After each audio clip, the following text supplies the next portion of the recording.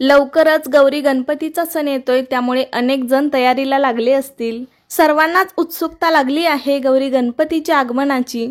त्यामुळे आजच्या व्हिडिओमध्ये मी तुम्हाला गौरी आवाहनाविषयी संपूर्ण माहिती देणार आहे। त्यामध्ये गौरी घरामध्ये कशा आणाव्यात, गौरी घरात घेताना काय म्हणावे, गौरींचा सण हा 3 दिवस चालतो, तर या तिन्ही दिवशी आपल्याला काय काय करायचे आहे, गौरी आत घेण्याचा शुभ मुहूर्त, गौरी पूजनाचा मुहूर्त आणि गौरी विसर्जनाचा मुहूर्त, अशी ज्येष्ठा गौरीबद्दल संपूर्ण सविस्तर माहिती मी तुम्हाला या व्हिडिओमध्ये देणार आहे। त्यासाठी व्हिडिओ शेवटपर्यंत पहा। हा व्हिडिओ आपल्या मित्रपरिवाराला, नातेवाईकांना शेअर करा आणि चॅनलवरती नवीन असाल तर सबस्क्राइब करा।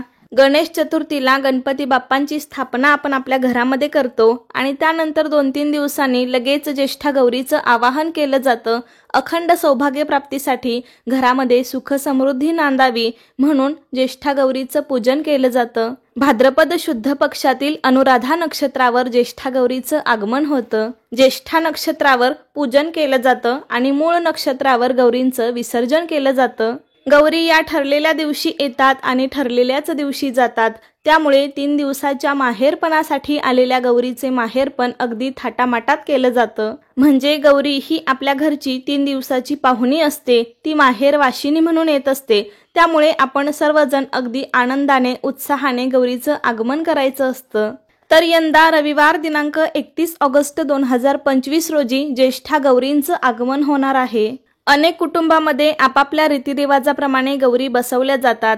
3 दिवस चालणाऱ्या या उत्सवात पहिल्या दिवशी गौरीचे आगमन, दुसऱ्या दिवशी गौरीचे पूजन आणि तिसऱ्या दिवशी गौरीचे विसर्जन केले जाते।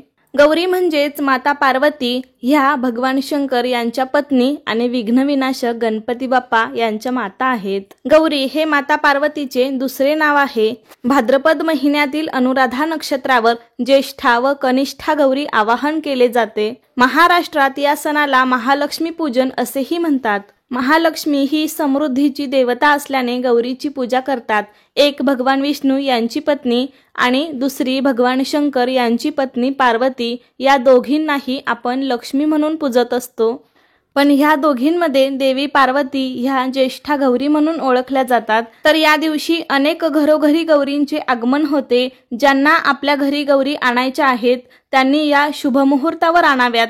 तर रविवारी 31 ऑगस्ट 2025 रोजी गौरी आत घेण्याचा शुभ मुहूर्त दुपारी 3:57 पासून ते सायंकाळी 5:25 शुभ दिवस आहे। म्हणजे साधारण दुपारी 4 ते सायंकाळी 5:30 वाजेपर्यंत शुभ दिवस आहे। या वेळामध्ये तुम्ही गौरी घरामध्ये आणू शकता। वेळ कमी आहे म्हणून उगीचच घाई गडबड करू नये। अगदी शांत प्रसन्न वातावरणात आनंदाने आपल्याला गौरी घरामध्ये घ्यायच्या आहेत। गौरी आत घेण्याची तयारी तुम्ही आधी पण करून ठेवू शकता, फक्त मुहूर्तावरती आत घेतल्या तरीही चालतात। अनेक ठिकाणी वेगवेगळ्या पद्धतीने गौरींची स्थापना केली जाते। काही ठिकाणी उभ्या गौरी असतात तर काही ठिकाणी बसलेल्या गौरी असतात। पण आपल्याकडे पूर्वीपासून जी परंपरा आहे, जी पद्धत चालत आलेली आहे, त्यानुसार आपण गौरींची स्थापना करायची आहे। त्यामध्ये पण काही जणांकडे खड्यांच्या गौरी असतात, काही जण फक्त मुखवट्यांची पूजा करतात। अनेक ठिकाणी 5 लहान मडक्यांची उतरंड रचून त्यावर गौरीचा मातीचा मुखवटा बसवतात। काही ठिकाणी धातूच्या कोठ्यांवर मुखवटा बसवतात। रूढीप्रमाणे मूर्तीला साडी नेसवून अलंकाराने सजवतात। अशा प्रकारे भाग बदलला की थोड्याशा पद्धतीही बदलतात। त्यामुळे प्रत्येक ठिकाणची पद्धत ही थोडीफार वेगवेगळी असू शकते। तुमच्याकडे परंपरेनुसार जी पद्धत चालत आलेली आहे त्यानुसार तुम्ही करू शकता। तर आता मी आमच्या इकडे कशा पद्धतीने गौरी पूजन करतात त्याप्रमाणे सांगत आहे।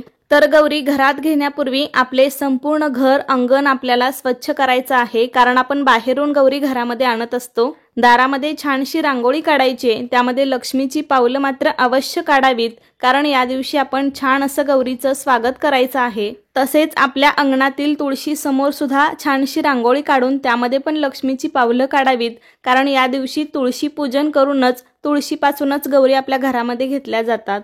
आणि तुळशीपासून घरामध्ये आपण ज्या ठिकाणी गौरी ठेवणार आहोत तिथपर्यंत आपल्याला लक्ष्मीची पावलं काढायची आहेत। त्यावरती हळदी कुंकू वाहायचंय।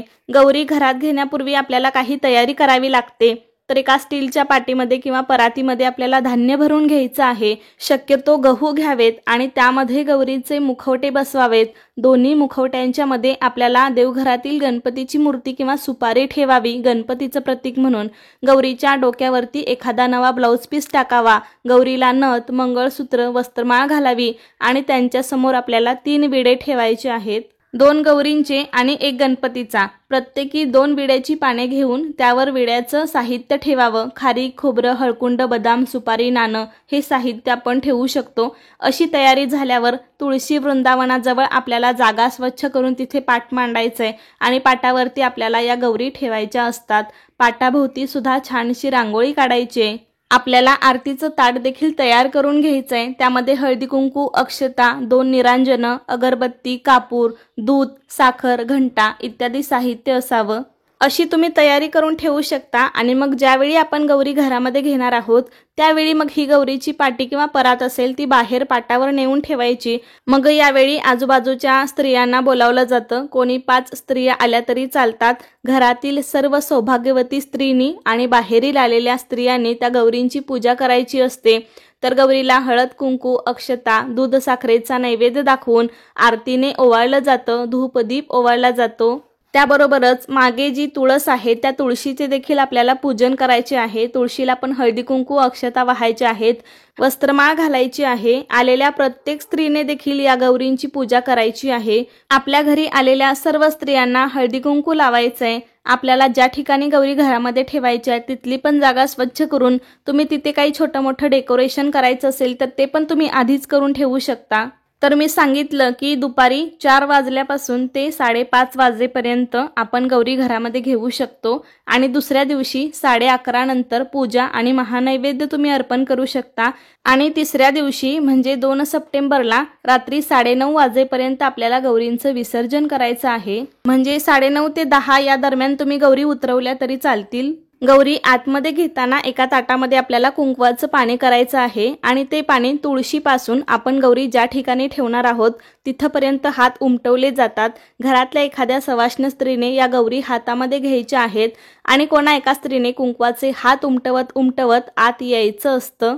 गौरी घरात घेताना मात्र शांत न घेता घंटानाद करायचा असतो किंवा ताट चमच्याने वाजवत गौरी घरामध्ये आणायच्या असतात। ज्या स्त्रीने गौरी घेतलेल्या आहेत त्यांनी उंबरठ्यावरती ठेवलेलं धान्याचं मापटं ओलांडून आतमध्ये यायचं आहे। आमच्याकडे 1 मापटं उंबरठ्यावरती आणि त्याच्या पुढे 4 ग्लास किंवा तांबे धान्याने भरून ठेवलेले असतात। काही ठिकाणी एकच ठेवतात। तर ती सगळी मापे ओलांडत आतमध्ये प्रवेश करायचा असतो। गौरी घेतलेल्या स्त्रीने आणि हात उमटवत असलेल्या स्त्रीने एक प्रकारचा संवाद करायचा असतो। गौरी घेतलेल्या स्त्रीने म्हणायचं गौरी आल्या आणि त्यानंतर हात उमटवणाऱ्या स्त्रीने म्हणायचं कशाच्या पावली। त्यानंतर हिने म्हणायचं धनधान्य, धनसंपदा, पाऊस पाणी, लेकरं बाळ। असं गौरी आत घेईपर्यंत प्रत्येक वेळी वेगवेगळं म्हणावं। गौरी आल्या कशाच्या पावली, सुख समृद्धी, शांती, गुराढोरांच्या पावली। गौरी आल्या कशाच्या पावली, सोन्या चांदीच्या पावली। गौरी आल्या कशाच्या पावली, हळदी कुंकाच्या पावली। तसेच आपली काही इच्छा असेल, घरात कोणाचं लग्न व्हायचं असेल, नोकरी व्यवसायात यश हवं असेल, एखाद्याला मूल हवं असेल तर ती इच्छा पण यावेळी बोलून दाखवतात। अशा प्रकारे आपल्याला जे काही हवं असेल, जी कोणती इच्छा असेल ते सर्व बोलून दाखवायचं आहे।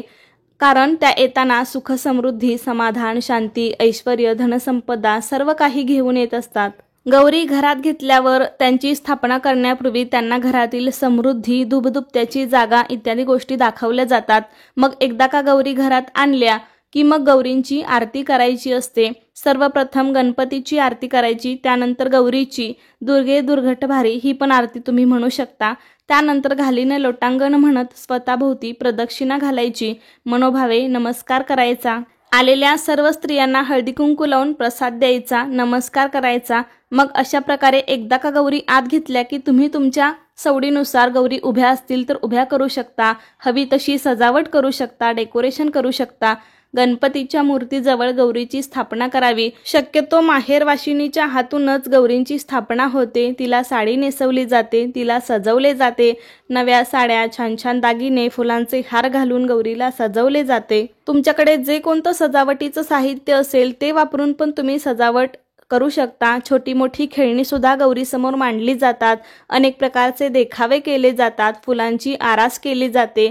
त्यानंतर लगेचच आपल्याला भाजी भाकरीचा नैवेद्य गौरीला दाखवायचा आहे। गौरी घरात घेतल्याबरोबरच पहिल्या दिवशी भाजी भाकरीचा नैवेद्य असतो। या दिवशी विशेष करून शेपूची भाजी बनवली जाते। नसेल तर तुम्ही कोणतीही पालेभाजी बनवू शकता आणि हा नैवेद्य आपल्याला दुसऱ्या दिवशी सकाळपर्यंत असाच ठेवायचा आहे।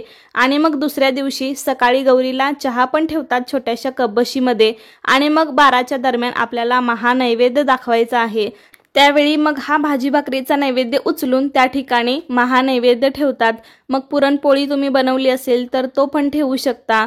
त्यासोबतच अनेक जण पंचपक्वान्न करतात। 16 प्रकारच्या भाज्या, कोशिंबिरी असे काहीसे पदार्थ बनवतात। त्याबरोबरच आपण जो कोणता फराळ बनवलेला असेल तो पण गौरी पुढे ठेवला जातो। जसे की बेसन लाडू, बुंदीचे लाडू, शंकरपाळी, चकली, करंजा, अनारसे जे काही आपण पदार्थ बनवले असतील ते गौरी समोर ठेवू शकता।